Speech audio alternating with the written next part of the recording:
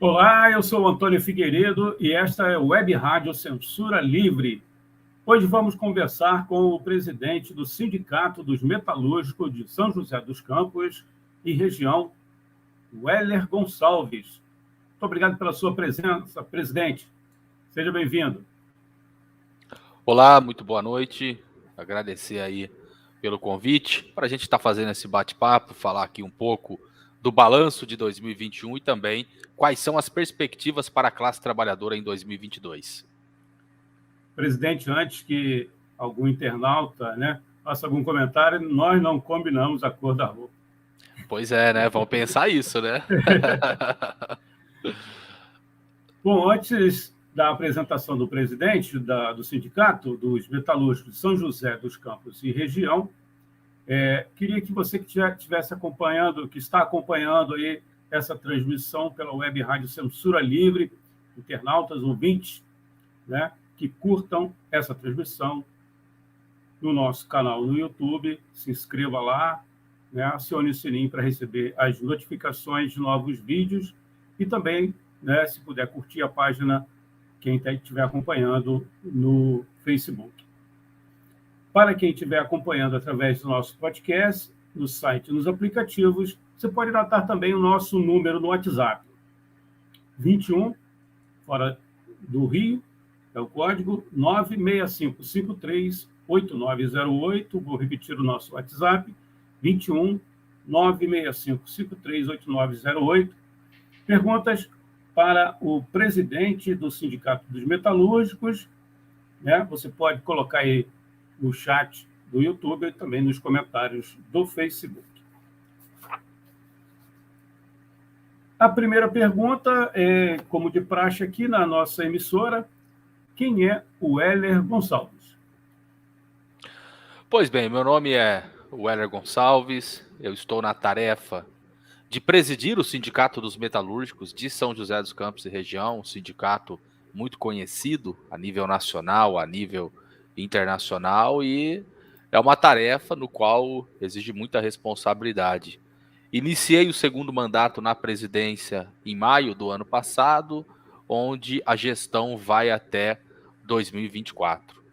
Eu sou militante do PSTU, milito no PSTU há mais de 15 anos, sou metalúrgico há mais de 15 anos também, trabalho na fábrica Johnson Controls Hitachi, uma fábrica que fabrica ar-condicionado e, além da militância política, da militância sindical, eu sou casado, tenho um filho que tem 3 anos e meio e a gente dedica a nossa vida para construir uma sociedade mais justa para os trabalhadores e o povo pobre do nosso país. Presidente, em 2021, tivemos o aprofundamento da precarização da mão de obra, o aumento da exploração do trabalhador, mais desemprego, a perda de direitos sociais e trabalhistas importantes. A partir deste quadro, como você avalia o movimento sindical neste último período, por gentileza? Pois bem, acho que o ano de 2021, para você fazer qualquer balanço, acho que a gente tem que recordar um pouco o que ainda faz parte das nossas vidas, infelizmente, que é a situação da pandemia. Eu me lembro que no ano de 2020 a gente falava, poxa, isso vai durar quantos meses? E a gente esperava um ano de 2021 diferente, e a gente viu que no começo do ano de 2021 que a gente viu a situação da crise sanitária se aprofundar no nosso país. E hoje a gente vive uma situação, a pergunta ela vai no sentido da situação dos sindicatos diante de todos os problemas que a classe trabalhadora vem enfrentando, e quando a gente vai tocar nesse tipo de assunto, a gente tem que lembrar um pouco também do ano de 2017, que foi quando foi aprovada a reforma trabalhista e a terceirização no nosso país. Então existe um grande desafio para o movimento sindical brasileiro. Agora, infelizmente, a gente tem no nosso país, e a gente viu que com a situação da reforma trabalhista e o fim do imposto sindical, muitos sindicatos deixaram de existir. Muitos sindicatos tiveram que vender as suas sedes, vender as suas estruturas para sobreviver. E a gente acha que o sindicato ele tem que ter uma política de ter associado, de sobreviver apenas com as contribuições que vêm dos trabalhadores. Porque hoje a gente vive uma situação em que as demandas dos trabalhadores são maiores e a gente vê toda uma crise no movimento sindical brasileiro por causa do seu financiamento. Isso é reflexo também da atual conjuntura. A gente tem no nosso país um governo de ultradireita. O Bolsonaro, assim que ele foi eleito, 3 meses depois, no mês de março, ele edita aquela medida provisória querendo proibir os trabalhadores de contribuírem para os sindicatos via folha de pagamento. Uma medida provisória completamente inconstitucional, tanto que ela nem foi para frente. Agora, na minha opinião, os sindicatos que tiveram uma postura firme no último período para defender os direitos dos trabalhadores, por mais que a gente tenha reforma trabalhista aprovada, por mais que a gente tenha terceirização, onde existe a organização dos sindicatos fazendo a resistência junto com os trabalhadores, você consegue enfrentar esse período e não ter a retirada de direitos, como é o sonho da patronal com o apoio dos governos. E ainda mais nesse cenário da pandemia.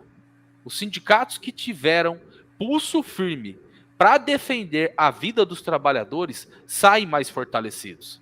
Essa que é a realidade. A gente tem orgulho de dizer que assim que inicia a pandemia no ano de 2020, nós fizemos uma greve geral metalúrgica em São José dos Campos, onde nós paralisamos 84% dos trabalhadores naquele momento. Infelizmente não foi essa a postura da maioria dos sindicatos Brasil afora. Foi uma greve isolada aqui em São José dos Campos, Jacareí, onde nós temos representatividade sobre os trabalhadores. Agora, nós achamos que o movimento sindical, de uma forma geral, a gente até vê toda uma discussão em torno ao fim da unicidade sindical, e infelizmente a estrutura sindical brasileira, que é essa estrutura getulista, que tinha atrelado os sindicatos ao Estado, que fez com que, principalmente pós-reforma trabalhista, a gente visse toda essa situação de crise no movimento sindical. Mas aqueles sindicatos que organizaram a luta dos trabalhadores, aqueles sindicatos que nesse cenário da pandemia teve uma postura e pulso firme para defender em primeiro lugar a vida dos trabalhadores, esses sindicatos eles saem fortalecidos.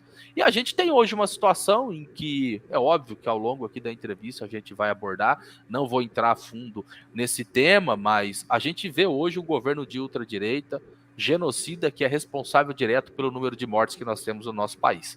E no ano de 2021 teve muitas manifestações pelo Fora Bolsonaro. Agora, o que a gente viu da maioria das direções sindicais, que aí é principalmente a CUT, principalmente a CTB, principalmente a Força Sindical, foi frear a luta dos trabalhadores desde o ano anterior, já fazendo uma discussão em relação às eleições desse ano, o que nós achamos que é um grande erro você desviar o processo de luta dos trabalhadores para qualquer ilusão eleitoral. Mas, em minha opinião, os sindicatos, principalmente, que tiveram pulso firme durante o cenário da pandemia para organizar a luta e, principalmente, a defesa da vida dos trabalhadores, esses sindicatos saem mais fortalecidos, como é no caso os sindicatos filiados à CSP com Lutas, a central, no qual o nosso sindicato é filiado também. Muito obrigado, presidente. Pedir licença aqui ao presidente do Sindicato dos Metalúrgicos. Você que está acompanhando, né? A gente sabe que a audiência de emissora de rádio é bem rotativa, do web rádio, para o nosso caso, também não é diferente. Mas está conversando conosco aqui o Heller Gonçalves, ele é presidente do Sindicato dos Metalúrgicos de São José dos Campos e região, fazendo o balanço aí do ano passado e as perspectivas para 2022. A Lina está aqui com a gente, o Bob, Eduardo, a Deise Alvarenga. Depois tem um comentário aqui do Eduardo, que eu vou também pedir para o presidente do sindicato aqui comentar, e o Fernando José também. Mais uma pergunta, como combater o processo que especialistas que discutem o mundo do trabalho chamam de uberização? Olha, esse é um debate interessante para a gente estar discutindo. Isso tem a ver com a precarização do trabalho no nosso país, pós-reforma trabalhista. E aí eu quero entrar também um pouco na discussão em relação às novas tecnologias. Aí, para responder essa pergunta, eu quero iniciar falando Todo mundo acompanhou que no ano de 2020, a Embraer, localizada aqui em São José dos Campos, ela tem planta em outras cidades no estado de São Paulo, ela demitiu 2.500 trabalhadores no meio da pandemia. E nós organizamos a resistência da companheirada, fizemos acampamento, manifestação política em frente da prefeitura, fomos para Brasília cobrar do governo Bolsonaro, do governo Dória, no estado de São Paulo. E no dia que teve a demissão, a gente foi para a porta da fábrica fazer movimento junto aos trabalhadores. E naquele mesmo dia, eu dei uma entrevista para a emissora afiliada da Rede Globo aqui na nossa região, a TV Vanguarda, onde eu falava que os trabalhadores tinham que fazer mobilização para terem os seus empregos de volta e os trabalhadores que não foram demitidos tinham que cruzar os braços solicitando a reintegração dos demitidos. E o vice-presidente da Ciesp, aqui do estado de São Paulo, Ciesp é o Centro das Indústrias, uma entidade patronal, ele dá uma entrevista me respondendo dizendo o seguinte: o sindicato não precisa ficar preocupado, porque esses 2.500 trabalhadores que foram demitidos serão empreendedores no futuro. Aí eu pergunto, esses 2.500 trabalhadores hoje são empreendedores? Agora, o que é ser empreendedor no nosso país? A gente vê alguns representantes do governo, assim como a gente vê algumas entidades patronais falando que o motorista de Uber, o motorista de aplicativo, o motoboy que sai para entregar lanche, entregar pizza, aquele que vai inclusive de bicicleta entregar uma marmita, esses são empreendedores. Então o que é ser empreendedor no nosso país?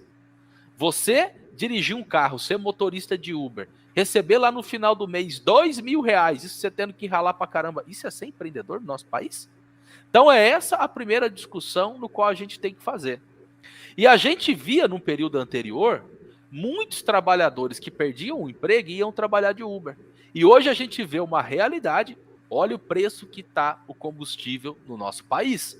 Teve um aumento absurdo no último ano. Então o que a gente está vendo é que aquele trabalhador que perdeu seu emprego na indústria, que estava trabalhando de Uber, muitos deles com carros alugados tiveram que devolver os carros. E aí tem uma outra discussão que a gente já vê muita gente fazendo. Pós-reforma trabalhista, a gente viu muita gente falando, poxa, hoje eu vou poder trabalhar como PJ, eu vou poder ter uma nota fiscal e fazer uma prestação de serviço. Hoje a gente vê essas pessoas dizendo, poxa, era melhor eu estar na indústria com a carteira assinada, porque além do salário você tem fundo de garantia, você tem INSS, você tem uma série de outros benefícios. Agora, infelizmente, fruto do cenário conjuntural no qual passa o nosso país, o que a gente vê, infelizmente, é hoje o trabalhador metalúrgico, tanto da GM, da Embraer, da Hitachi, da Gerdau, de fábricas multinacionais, como o salário está tão baixo, o cara acorda 4 horas da manhã para ir para a fábrica às 5, sai por volta das 14, 15 horas e vai trabalhar de Uber. E, infelizmente, é comum você solicitar um Uber, um carro de aplicativo, e o cara que vem te buscar é um trabalhador metalúrgico que te conhece, ainda fala, poxa, tô aqui fazendo Uber porque o salário que a gente tá ganhando, ele tá muito pouco. Agora, o Uber é a precarização do trabalho. O que a gente tá vendo hoje é que o motorista por aplicativo, ele chega a trabalhar 12 horas por dia, de domingo a domingo, para ter ali minimamente o seu sustento, que é parte de um cenário conjuntural, que não só a gasolina subiu, mas a gente vê o preço da cesta básica, a tarifa da energia, a carne nem se fala, virou objeto de luxo na mesa do trabalhador.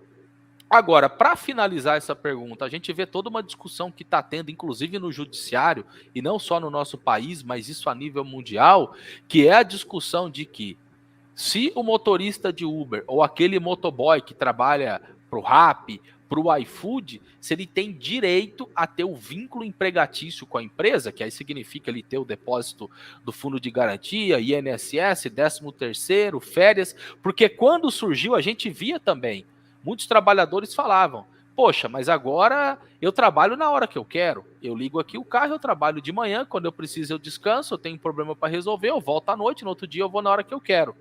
Que ele achava que, poxa, estou sendo empreendedor, está compensando, agora não. O que a gente está vendo é esse setor dizendo que, poxa, isso aqui não dá, é trabalho escravo, não tenho férias, não tenho 13º, não tenho nada. É melhor você ser explorado numa indústria, que é essa realidade, do que estar nessa situação. Agora, é muita gente que está nessa situação. A gente contabiliza no nosso país hoje, que fala que mais da metade da população brasileira está desempregada, mas se a gente for contar aqueles que estão trabalhando de forma precarizada, como são os motoristas de Uber, por exemplo, e aqueles também que sobrevivem de bicos, que é uma boa parcela da população, a gente pode dizer que hoje, de fato, é uma parcela muito grande, e isso tem a ver com esse caos político, social no qual passa o nosso país.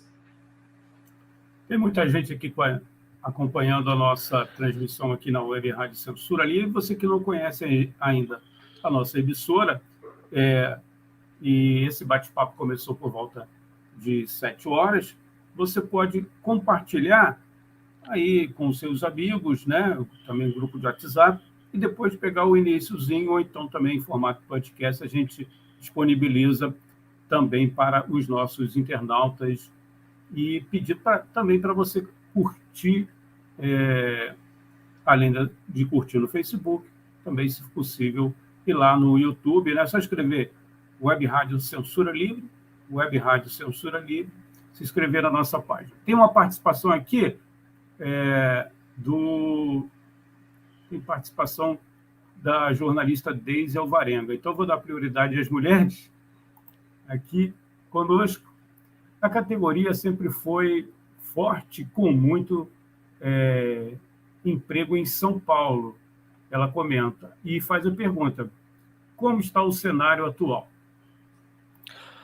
Olha, de fato, o estado de São Paulo, aqui a região do Vale do Paraíba, região do ABC, Campinas, o próprio interior aqui do estado de São Paulo, de fato é onde está concentrado a maioria das indústrias e dos parques tecnológicos que existe no nosso país. Agora, a pergunta em relação ao emprego é parte de um cenário conjuntural não só nacional, mas a nível mundial.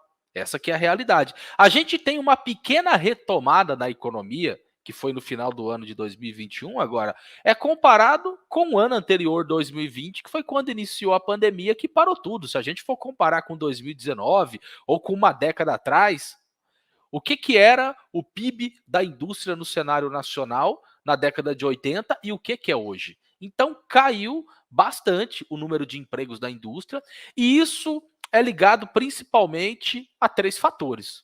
O primeiro é a crise capitalista mundial. O segundo, ele tem a ver com a reestruturação produtiva. Hoje, o patrão está colocando o trabalhador de uma forma de exploração que o trabalhador trabalhava antes numa máquina, hoje ele trabalha em 2, trabalha em 3, é essa a realidade. O trabalhador no chão de fábrica está sofrendo pra caramba, e isso inclusive é o que tem gerado muitas lesões, né? A gente vê hoje muitos trabalhadores do setor da indústria que acaba se lesionando. Isso é a reestruturação produtiva. Tem o processo de desindustrialização no qual passa o nosso país, e é um debate interessante que a gente tem que fazer. Porque um país tão grande e continental como o Brasil, se a gente for depender apenas do agronegócio, se a gente for depender apenas de exportação de commodities, isso não sustenta a economia de um país tão grande como o nosso. A gente viu recentemente, aqui no Vale do Paraíba, para dar 2 exemplos. O fechamento da Ford, que fica na cidade de Taubaté, no início do ano passado. 2 meses depois, a gente viu o fechamento da LG. E aí nós temos aqui na nossa base 3 fábricas que produziam diretamente para a fabricação dos celulares da LG, e foi toda uma luta histórica que todo mundo acompanhou. 30 dias de greve, uma greve com a mulherada à frente, 90% da mão de obra eram mulheres. Então, nós estamos falando aqui do fechamento da Ford e do fechamento da LG. Sem falar as milhares de fábricas que fecharam no nosso país. Então, isso tem a ver com o processo de desindustrialização. E o nosso país hoje ele não tem uma política para geração de empregos. E nós defendemos a indústria. Aqui no Brasil, nós temos mão de obra qualificada, nós temos tecnologia de ponta. Nós temos orgulho de dizer que aqui em São José dos Campos, eu costumo dizer que o trabalhador bota a lata para voar. Aqui a gente fabrica avião. São poucos países no mundo que têm capacidade tecnológica e mão de obra qualificada para isso. Agora, infelizmente, a gente vive hoje essa situação, e isso tem a ver com a atual situação política, o governo não ter um plano de geração de emprego e uma política industrial voltada para os trabalhadores. Agora, um outro fator que é ligado a isso tem a ver com as novas tecnologias. Antigamente, você via numa linha de produção 100 pessoas trabalhando, o patrão compra um robô e esse robô faz o emprego de 90. Essa que é a realidade. Muita gente, inclusive, fala, poxa, a GM tinha 12 mil trabalhadores na década de 80, hoje tem cerca de 5 mil. Verdade. Assim como a Volkswagen no ABC tinha 30 mil e hoje tem 7. Então, houve uma redução da mão de obra da indústria, que é ligada à reestruturação produtiva e é ligada também a toda essa revolução tecnológica. Vocês estão vendo aí falar do 5G. Teve o leilão do 5G, inclusive aqui em São José dos Campos, na fábrica da Ericsson, vai ser produzida toda essa tecnologia que promete revolucionar o mundo. A gente estava fazendo uma reunião oficial junto com a, junto com a empresa Ericsson, onde ela apresenta para a gente que essa tecnologia do 5G, que fica na nossa cabeça que vai ser apenas para o telefone celular, eles estão falando de fazer cirurgia à distância. O que nós achamos? Nós não somos contra a tecnologia, mas a tecnologia ela tem que vir para reduzir a jornada de trabalho. A tecnologia ela tem que vir para melhorar o ambiente na fábrica para não ter acidente. A tecnologia ela tem que vir a serviço do trabalhador, a serviço do povo. Agora, no sistema capitalista, a tecnologia vem para quê? Para fazer o rico ficar cada vez mais rico, o trabalhador cada vez mais pobre. Numa situação onde a gente podia ter uma condição de trabalho melhor, isso vai servir para super explorar cada vez mais. Então, o estado de São Paulo é onde se concentra a maioria das fábricas e das principais fábricas que tem no nosso país. Agora, a situação de desemprego aqui acompanha o cenário nacional, não é diferente, teve muita redução da mão de obra aqui no estado de São Paulo também. Muito obrigado, presidente. Aqui o Fernando José, ele está aqui acompanhando a gente. Com tantos ataques aos direitos trabalhistas e segurança alimentar, qual o impacto tem sobre a garantia de moradia para a classe operária? Essa é a pergunta aqui do Fernando José. Olha, ele toca no tema da moradia, inclusive até aproveitar o espaço aqui do programa. No dia 22 de janeiro se completa 10 anos da violenta desocupação do Pinheirinho, que foi aqui em São José dos Campos. Amanhã nós vamos fazer uma reunião de organização onde estão vários sindicatos, partidos políticos, movimentos sociais e nós vamos fazer um ato em frente ao terreno onde era a ocupação do Pinheirinho e vai ser um ato nacional. Tem diversas entidades aí, sindicatos, centrais sindicais, entrando em contato, falando que virão a São José dos Campos no dia 22. E por que eu começo falando do Pinheirinho? Que tem a ver com a situação da moradia, no qual é a pergunta que o companheiro Fernando ele está fazendo. Olha, no sistema capitalista, o trabalhador ele não tem garantia nenhuma. Não só a moradia. A moradia é um direito constitucional. Agora, no sistema capitalista, se você não for explorado e fruto dessa exploração, que é onde você recebe aquela migalha de salário, e você se sacrificar para você comprar uma casa, para você comprar um terreno, para você comprar um apartamento, se você for depender do Estado garantir isso para você, você não tem. E eu toco nesse tema da ocupação por quê?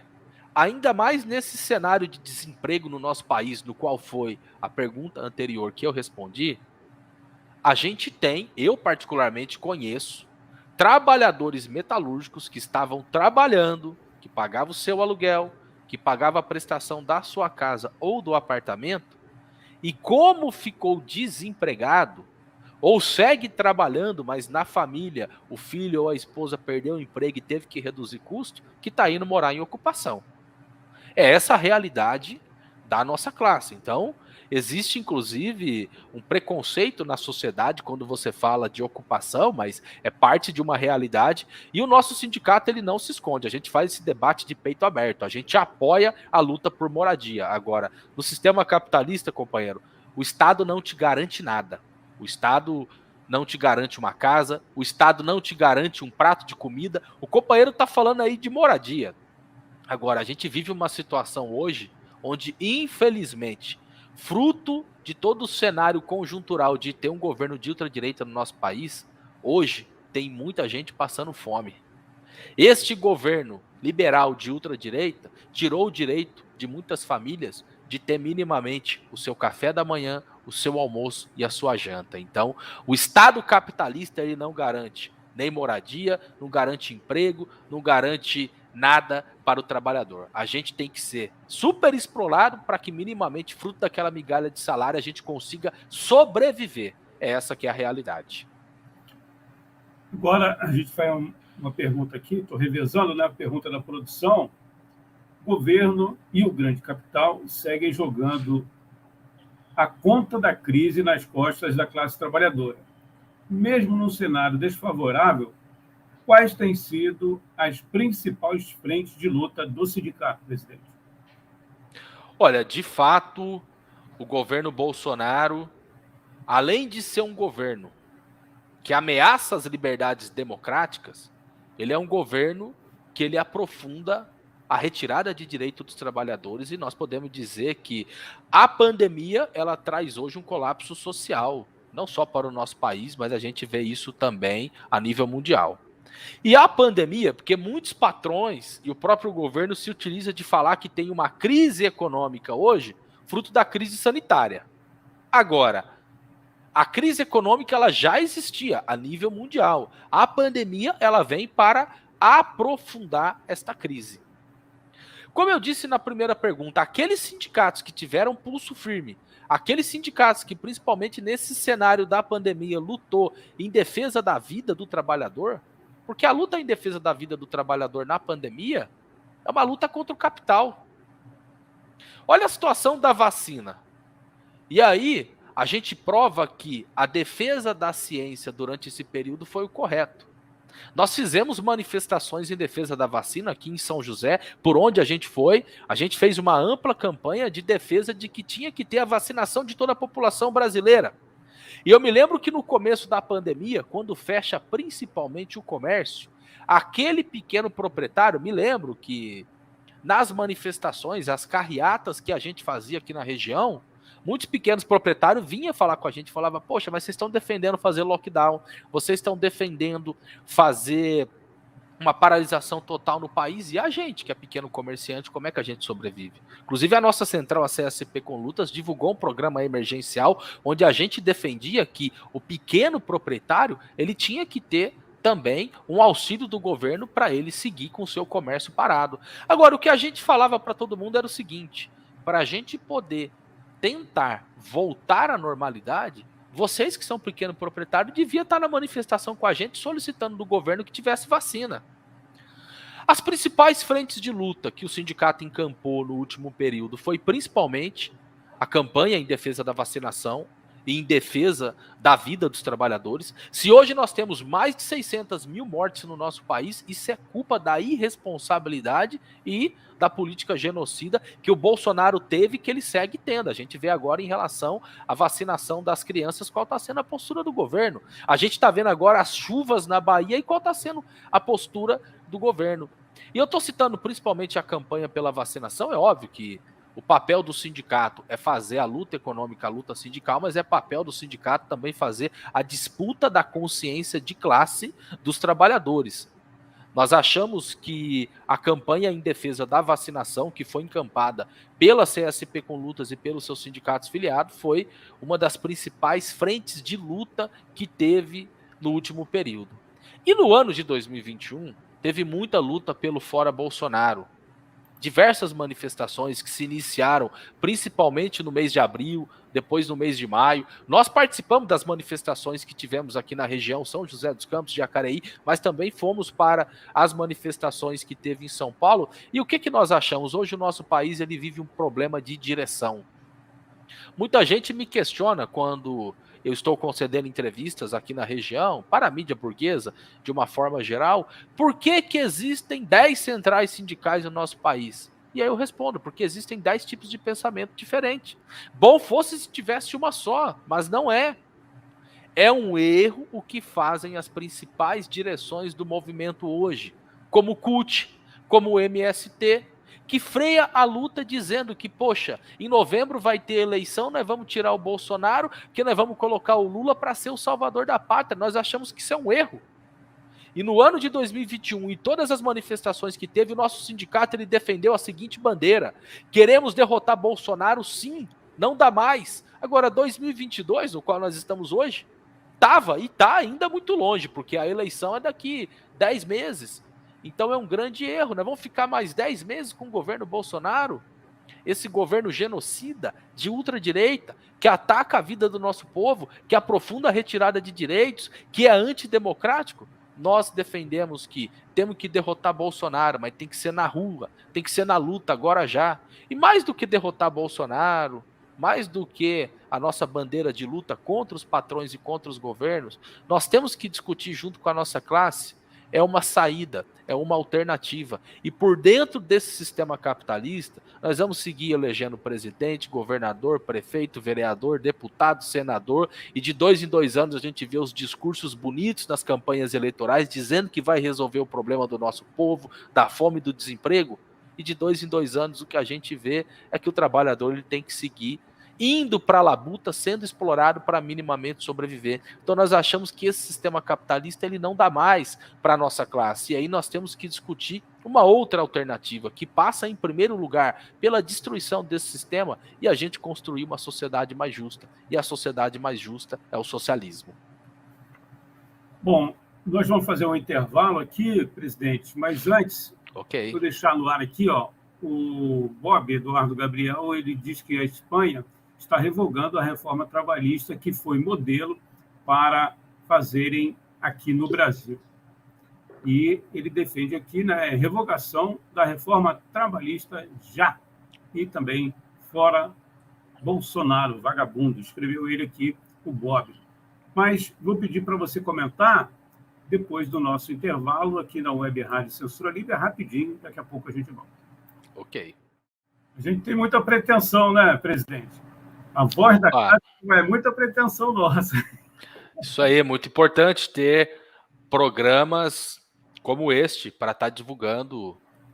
Programa que tem um lado, né? O lado do trabalhador. É muito importante você pegar uma live, uma entrevista e estar socializando com os trabalhadores. Parabéns aí para a Web Rádio Censura Livre.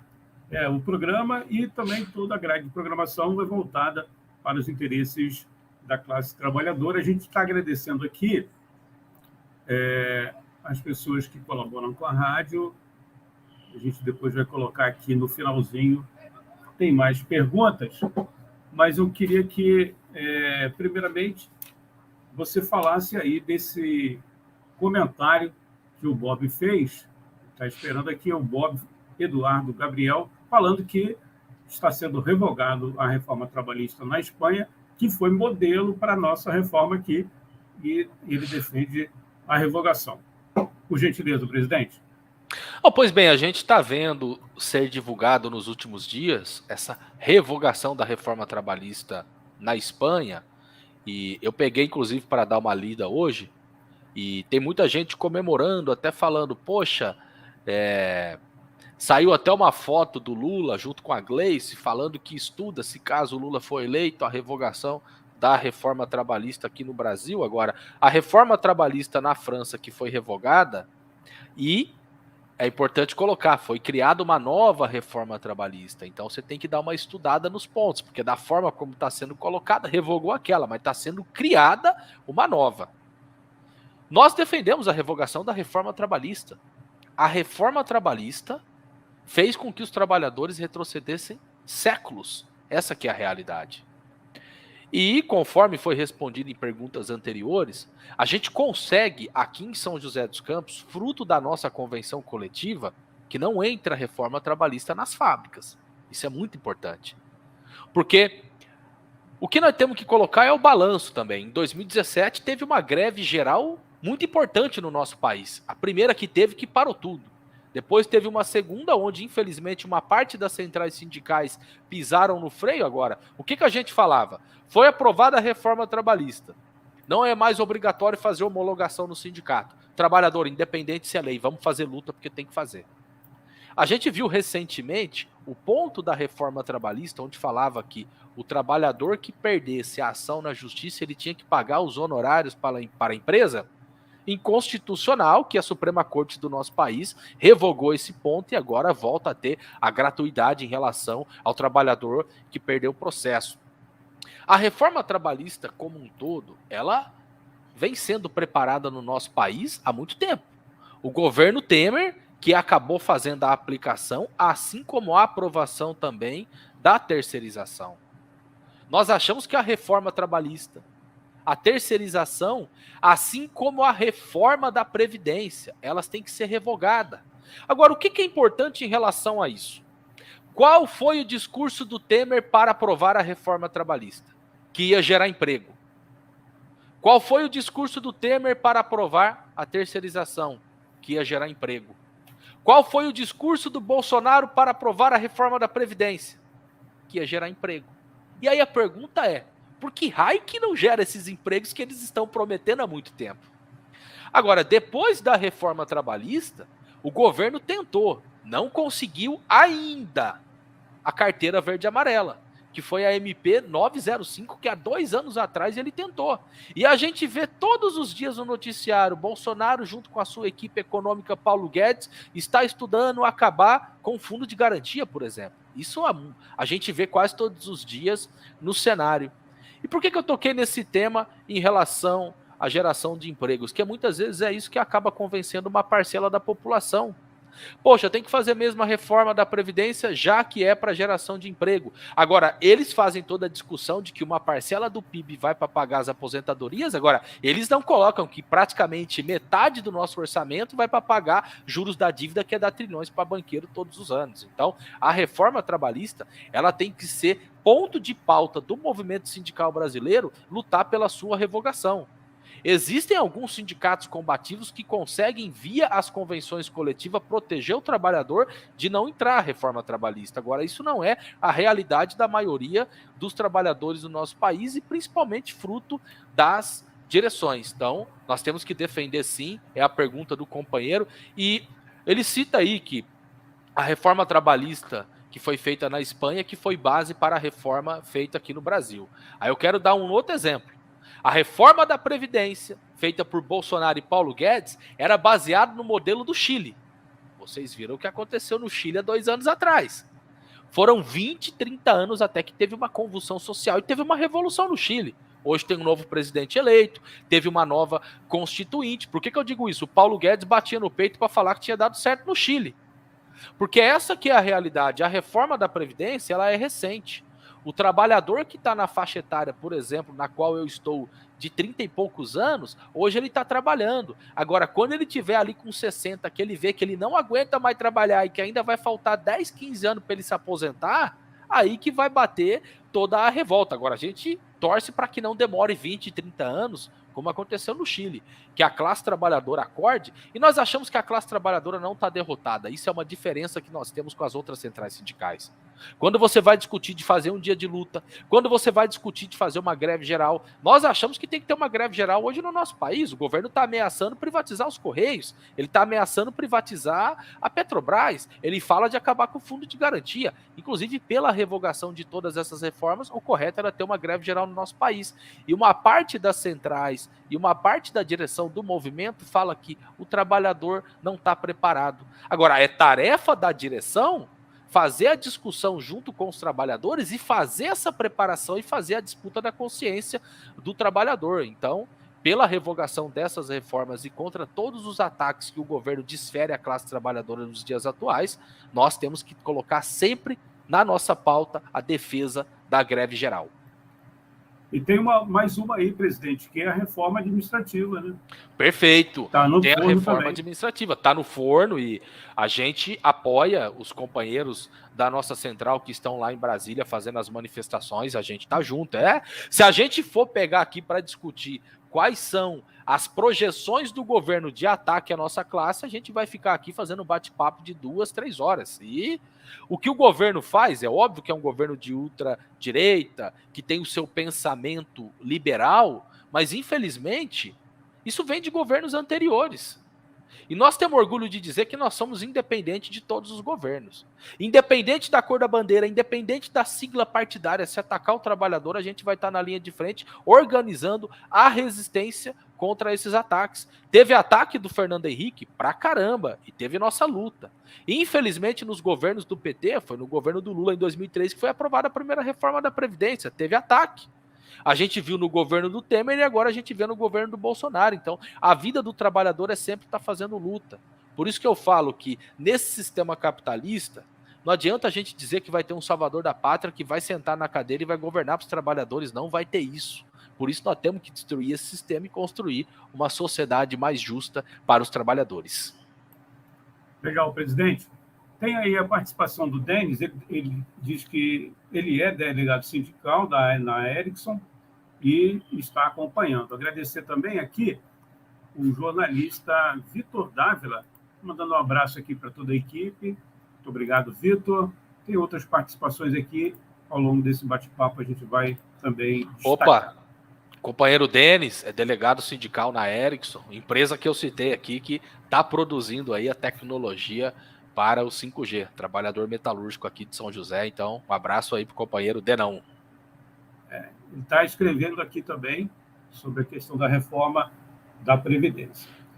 Vamos entrar um pouquinho, é um tema que a gente não pode deixar de falar, que é a sucessão, eleições 2022. Setores que se dizem de esquerda e progressista do país costuram uma ampla aliança para derrotar Bolsonaro. Ou um outro nome, né, que a imprensa coloca como terceira via, que não seja o candidato do PT. Nas urnas, nas eleições desse ano. Qual a sua visão deste quadro, presidente? Olha só, de fato, acho que essa vai ser a pergunta do ano, né? Eu citei aqui bastante as manifestações que teve pelo Fora Bolsonaro, que a gente teve apoiando, coloquei que a nossa posição é que temos que derrotar o governo já. E o que a gente via desde essas manifestações, que principalmente a CUT, a CTB, que foram braço direito do governo Lula e Dilma que teve no nosso país, desde 2020 que eles estão falando. Na próxima eleição a gente tira o Bolsonaro e a gente tem que colocar o Lula ou um candidato do PT para resolver os problemas da nossa classe. E a gente vê, de fato, uma junção de partidos, que vai desde o PT, setores do PSOL, a maioria do PSOL defende a candidatura do Lula, e aí a gente vê uma junção desde PSB, entre outros partidos, falam em criar uma federação partidária. Em relação à terceira via, a burguesia está tentando, é que ainda não emplacou. Você vê aí Ciro Gomes como candidato, você vê Dória, você vê Mandetta, você vê Sérgio Moro. E quando tem ano de eleição, o que a gente vê é isso. A propaganda eleitoral gratuita, aquilo é uma maravilha. Todo mundo vai acabar com a fome. Todo mundo vai fazer a inflação zerar. Todo mundo vai fazer abaixar a gasolina. Agora, quando você vai para a realidade depois da eleição, a gente vê o que são os governos, que é ataque em cima de ataque, e a maioria daquilo que eles falam, eles não cumprem. Agora, em relação a esse tema especificamente, o que o nosso sindicato acha? Inclusive, nós fazemos aqui de 3 em 3 meses uma reunião que é chamada de Conselho de Representantes, onde a gente reúne a base da categoria para a gente discutir qual é o posicionamento político da entidade. E nós achamos o seguinte, ao invés de você discutir um nome, em primeiro lugar, você tem que discutir um programa. Aí eu estou falando enquanto indivíduo, eu assino o manifesto do Polo Socialista, que é chamado pelo PSTU, é chamado por dirigentes do PSOL, por dirigentes de outras organizações de esquerda, que é um manifesto que fala que, em primeiro lugar, nós temos que discutir um programa para a classe trabalhadora, ao invés de você discutir um nome para ser o salvador da pátria. E nós achamos que uma parte da direção do movimento que faz essa discussão mente para os trabalhadores. Nós não podemos ir na porta da fábrica e dizer, olha só, se o Lula for eleito, ele vai acabar com a fome no nosso país. Se o Lula for eleito, o Lula vai acabar com o desemprego. Não vai. O que nós temos que dizer para o trabalhador é que se a nossa vida está difícil, a gente tem que fazer a luta. É agora. Mas, infelizmente, nós queremos derrotar Bolsonaro? É óbvio que queremos. O Bolsonaro ameaça as liberdades democráticas. Se hoje nós estamos aqui nesta entrevista, falando de conjuntura, falando de política, falando de governo, das lutas do sindicato, é porque ainda existe minimamente um pouco de liberdade democrática para a gente estar expressando aqui as nossas opiniões. Ainda, se dependesse né, do Bolsonaro, ele já tinha acabado com isso. Essa aqui é a realidade. Então, quando a gente vê alguém querendo falar minimamente de ditadura, nós temos que repudiar veemente. Então, o Bolsonaro ele ameaça as liberdades democráticas, então quer inclusive colocar esse tema em primeiro lugar, além de todos os outros pensamentos, golpista, genocida, ataque aos direitos dos trabalhadores. Agora, nós achamos que é um erro você desviar o processo de luta dos trabalhadores. O papel dos sindicatos, das centrais sindicais e das organizações de esquerda está na porta da fábrica dialogando junto com os trabalhadores, que o governo quer fazer reforma administrativa, que o governo quer privatizar os Correios, que hoje a gente tem uma parcela da população passando fome por conta dessa política desastrosa que o governo teve, não só na pandemia, mas em relação à economia do nosso país. A situação está muito difícil. Hoje, 1 quilo de carne de primeira virou objeto de luxo na mesa do trabalhador. O nosso país tem mais boi do que gente. Por que o trabalhador ele não está conseguindo sequer comprar 1 quilo de carne para se alimentar ou para alimentar a sua família? Por isso nós temos que fazer a luta para derrotar Bolsonaro já e não fazer nenhuma ilusão em relação às eleições que vai ter neste ano. Agora, o que a gente está vendo é que a maioria da esquerda está se juntando para apoiar a candidatura do Lula no primeiro turno. E aí um outro debate. Quem que o Lula está cogitando para ser o seu vice? Geraldo Alckmin. O Lula falou, o Geraldo Alckmin hoje sai do PSDB, mas quando saiu aquela primeira matéria de que estava sendo cogitado o nome do Alckmin para ser o vice do Lula, o Lula falou que o Geraldo Alckmin era o único tucano que gostava de pobre. Mentira! Vai perguntar pro povo do Pinheirinho que o Alckmin fez aquela desocupação violenta, na borracha, no fogo, no tiro, gente morreu, as pessoas ficou sem ter onde morar. Vamos perguntar pro povo do Pinheirinho se o Alckmin gosta de pobre. Mas enfim, a gente já viu isso lá atrás. O Lula governou o nosso país junto com José de Alencar, um dos maiores empresários da indústria têxtil que tinha no nosso país. Isso. A Dilma, ela governou junto com o Temer, que depois veio todo o discurso e a narrativa do golpe. E agora o PT está cogitando com o Geraldo Alckmin, então a própria narrativa de que teve golpe cai à terra com essa discussão do Geraldo Alckmin ele ser o vice do Lula. Inclusive, isso está gerando uma grande crise na base do PT, na base do PSOL, na base desses partidos que estão querendo discutir o apoio à candidatura do Lula no primeiro turno. E a gente vive hoje uma grande polarização social. E é o que eu tenho dito nas entrevistas. Você está com o Bolsonaro ou você está com o Lula? Eu não estou com nenhum dos dois. Eu estou junto com os trabalhadores. Em primeiro lugar, eu quero discutir programa. Não quero discutir aqui o salvador da pátria. E aí a gente sempre coloca aquilo que é o nosso pensamento. E a gente acha que o momento é um momento de muita propaganda ideológica. Então, além do sindicato estar na porta da fábrica para fazer a luta sindical, que é nossa tarefa. Por exemplo, no ano passado, nós fizemos uma campanha salarial que nós avaliamos que foi uma campanha salarial muito positiva para os metalúrgicos de São José dos Campos e região. Nós fizemos mais de 70 assembleias na porta das fábricas. E além da gente discutir a campanha salarial, que a inflação estava muito alta, a gente discutia a política com o trabalhador. Se a inflação está alta, se a situação está desse jeito, companheiros, é por conta da situação política do governo. E isso acontece porque a gente está no sistema capitalista. Então, além da gente lutar na campanha salarial para a gente ter aumento, nós temos que lutar para derrubar o governo. Nós temos que lutar para a gente ter uma vida mais justa. Como que pode os trabalhadores metalúrgicos, eu cito muito exemplo aqui da região, mas é óbvio que a gente fala de uma forma geral, porque nós metalúrgicos fabricamos avião, nós metalúrgicos fabricamos carro, fabricamos aço, fabricamos ar-condicionado. Onde você olha, você vê um produto que passou pela mão do trabalhador. E como que um trabalhador hoje está recebendo um salário miserável trabalhando em empresas multinacionais? Nós achamos que o trabalhador ele tem que ter uma vida mais justa. Agora, dentro do sistema capitalista, não tem. O máximo que pode vir no governo de frente popular é uma concessão, é uma migalha. E nós achamos que a classe trabalhadora que produz toda a riqueza do país e do mundo merece minimamente ter uma vida melhor. E por dentro desse sistema, isso não tem como. Então é tarefa dos sindicatos não fazer só a luta sindical, fazer a luta política e também a discussão com os trabalhadores que a gente precisa de uma transformação social. Presidente, estamos indo para a reta final aí, pedir para que você seja um pouco mais conciso. Tem uma pergunta aqui, mas antes eu vou agradecer ao economista, nosso amigo aqui da Web Rádio Censura Livre, está dando parabéns aqui, a gente agradece.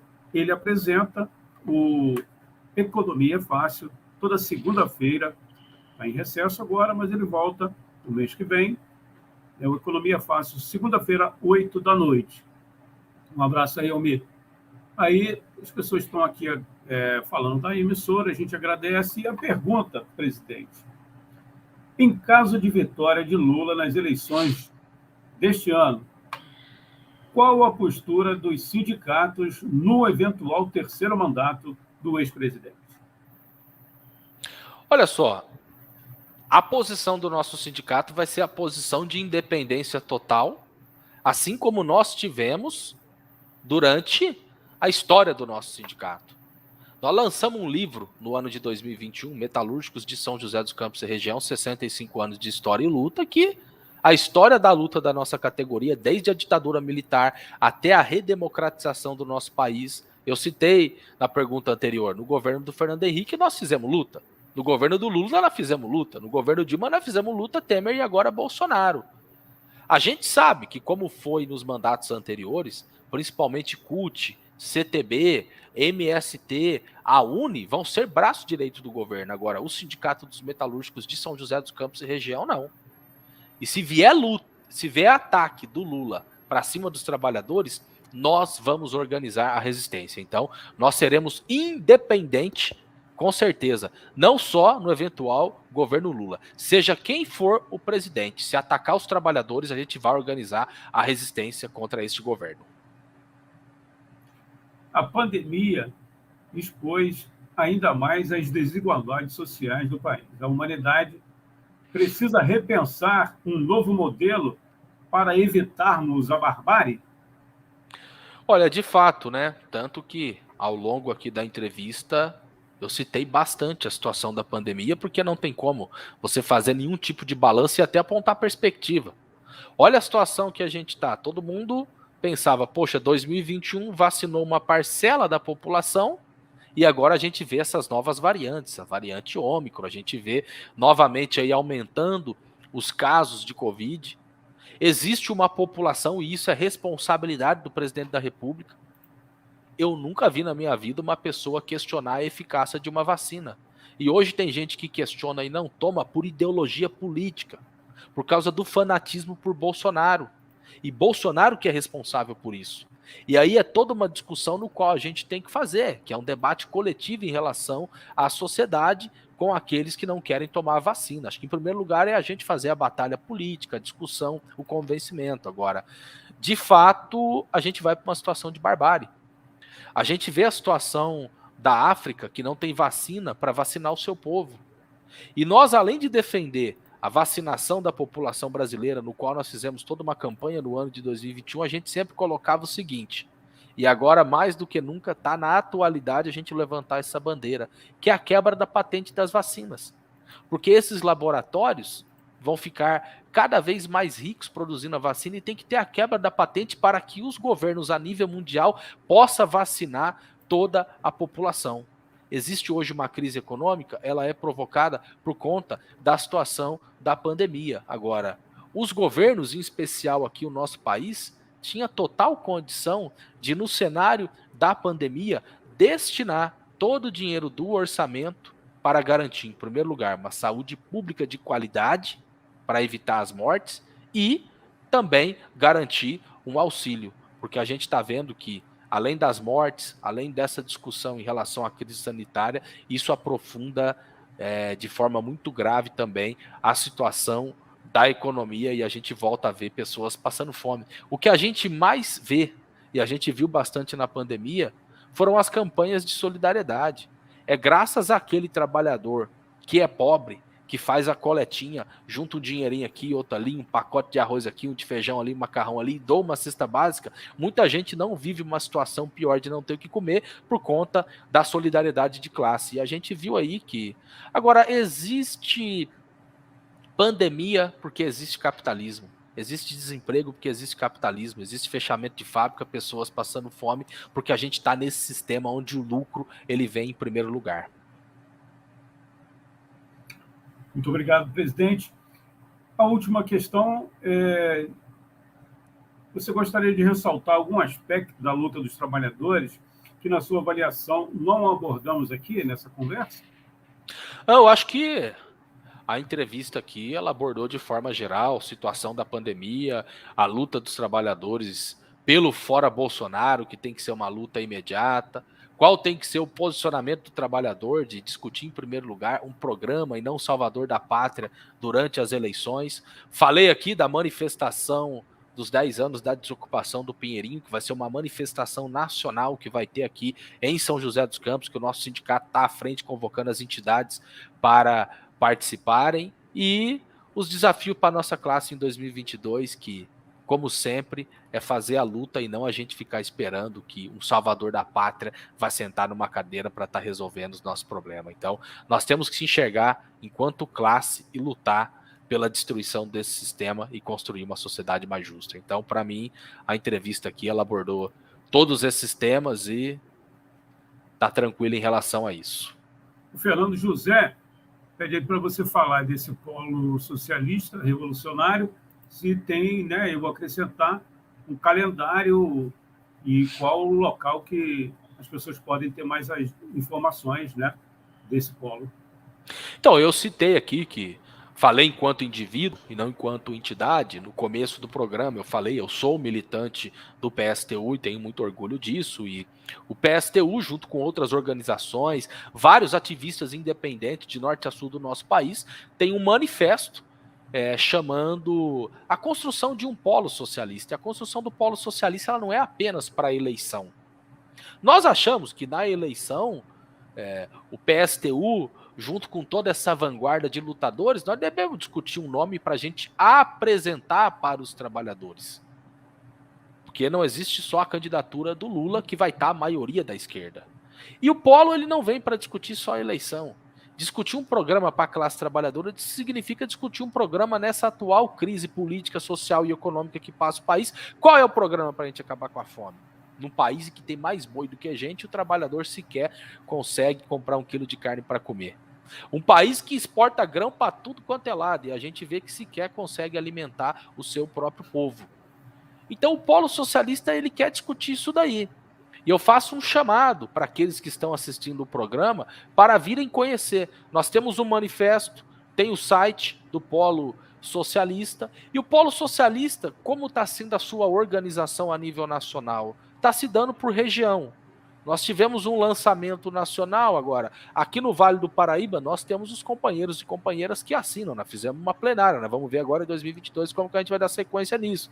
Assim como no Rio de Janeiro, em Minas Gerais, na capital. Então, está sendo dividido as plenárias por regiões, e a gente está vendo que o número de assinaturas, as adesões, vem crescendo cada vez mais. Isso é muito importante. Tem muita gente nos procurando, inclusive de outros partidos políticos, falando: poxa, a direção do meu partido está dizendo que tem que apoiar Lula no primeiro turno, e eu tô contra. Eu acho que está correto vocês, que a gente tem que discutir em primeiro lugar um programa para a nossa classe, sem contar os ativistas independentes que também têm nos procurado. Então é importante aí essa pergunta do companheiro, porque o polo socialista no qual nós estamos construindo é parte da discussão toda que nós fizemos aqui, que é ataque para cima dos trabalhadores, é a situação da pandemia que vem matando o nosso povo, a política negacionista do Bolsonaro durante todo esse período, e qual é a alternativa que a gente tem diante disso? É a gente se abraçar diante de um candidato e dizer que vai resolver o problema do povo, ou nós vamos discutir com a nossa classe um programa de que nós temos que fazer uma revolução socialista no nosso país, e é só com a destruição do sistema capitalista e a gente construindo uma revolução socialista que a gente vai libertar a classe trabalhadora e o povo pobre e oprimido do nosso país de todas as mazelas do capital. Então, venham conosco construir o polo socialista e revolucionário. Presidente, muito obrigado. A gente conversou aqui com o presidente do Sindicato dos Metalúrgicos de São José dos Campos e região, o Heller Gonçalves. Já deixamos aqui um convite para uma próxima oportunidade, né? Voltar a falar sobre outras questões. A gente agradece a sua participação. Quem quiser acompanhar a Web Rádio Censura Livre, conhecer a emissora um pouco mais, tem o nosso WhatsApp. A nossa campanha financeira é uma emissora sem fins lucrativos. Você manda uma mensagem aqui para o nosso WhatsApp, 21 96538908, 21 96538908, e a gente passa, né, para você as informações aí. Quem quiser colaborar com a Web Rádio Censura Livre, a voz da classe trabalhadora. Muito obrigado aí pela sua participação, presidente. Forte abraço. Que agradeço, Antônio Figueiredo. Um abraço aí para todos da Web Rádio Censura Livre. Muito importante ter esses canais de comunicação para apresentar aqui o lado e a visão da classe trabalhadora. Muito obrigado e até uma próxima oportunidade. Você que está acompanhando aí, perdeu alguma coisa, essa gravação, né, o vídeo no Facebook e também no YouTube vão ficar gravados lá e você pode assistir desde o início. Muito obrigado, né, e até uma próxima oportunidade. Aqui na Web Rádio Censura Livre, a voz da classe trabalhadora.